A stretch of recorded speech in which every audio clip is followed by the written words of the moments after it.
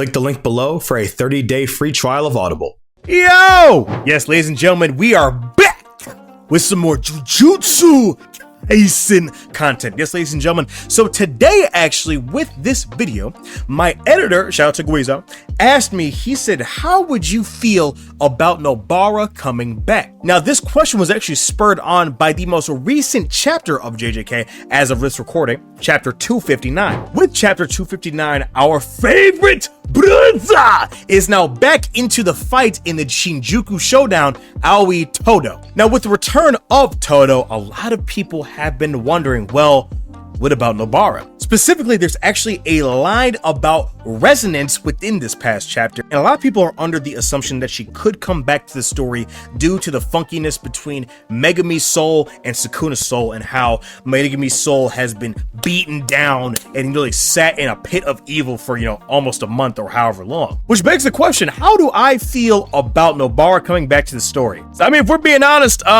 it would really fucking irritate me. But before we start today's video, guys, please make sure you use code DAFFY10 at your next purchase at animeexpress.com. Please make sure that you get yourself something nice like a hoodie, a t-shirt, a Pokeball, or even like some anime-inspired lights, anything anime-related that you need. Please make sure you head on over there. Link will be in the description below. Please make sure you use my code. That is DAFFY10. And yeah, let's get on to it. Listen, I love Todo. That's my guy, Mr. Booty Man #1, right? My fellow brother in Christ. But I gotta be honest, man. Even his revival into the series did not really spur a positive feeling within me. Now, a lot of this is because of Jujutsu Kaisen's world building, which I have talked about before. Again, in actually the best and biggest video on my channel, the biggest problem with Jujutsu Kaisen's story, and it is the world building. What has Todo been doing all of this time? The last time we saw Todo, he had actually hit Mahito with that fake out that actually helped Yuji land the Black Flash that ended his battle with him. And after that, there were 2-3 arcs that we have not seen Todo, really 4 if you count a couple other ones. You have the Itadori extermination arc, you have the Zenin massacre arc, you also have the culling game preparation arc, then you have the actual culling games themselves, which is just a long time.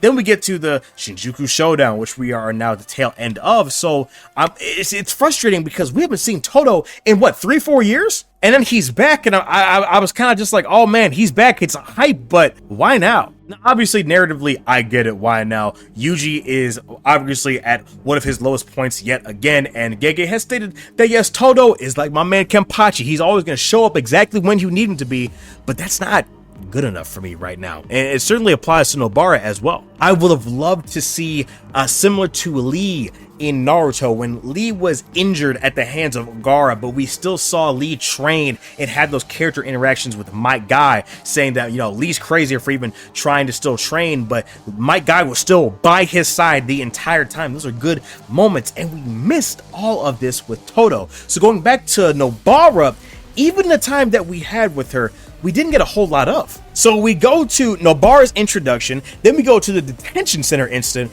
which wasn't really focused on Nobara. It was more so focused on Yuji, Sukuna, and Megumi. More so Sukuna's fascination with Megumi, getting him to actually look at Megumi and seeing, oh, there's some potential here. Then we go to the versus Mahito arc. Again, Nobara isn't really present. Then we go to the Kyoto school training arc, or the competition, and she's there a little bit. She has her fight with the witch girl, one of the ones that does nothing at the Kyoto school besides Todo, obviously. Then we go to the bridge incident, and she obviously has that massive fight with Kechizu and Iso along with Itadori herself. Cool, all well and fine. Then we go to the hidden inventory arc, which is a flashback. We don't have that. Then we have that little mini cute little love story thing with a girl that was in Yuji's class, and she's trying to hook homegirl up, which actually Gege did not want to do originally. It was actually suggested by his own editor to do before we get balls deep into Shibuya. Then we have Shibuya, obviously. We have her fight with Mahito,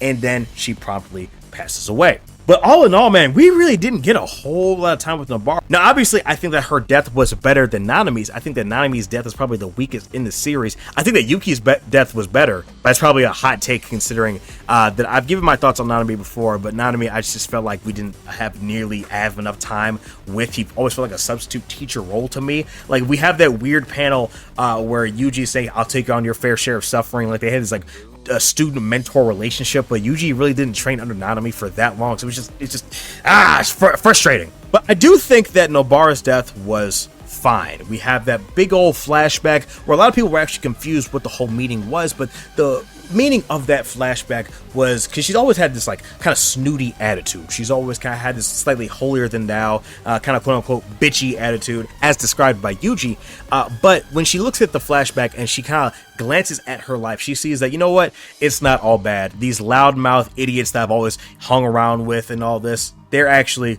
pretty cool. So I don't think my life was that bad. So tell everyone thank you. That's what that flashback was. Because then we have this door that is opened that Gege kind of shot himself in the foot with. We have Toto's friend who says, hey, she might not be dead. She probably is. She's not breathing, but she's probably dead. Then we have Yuji, who asks Megumi at the beginning of the Itadori extermination arc, he's like, what about Nobara? And Megumi just doesn't say anything.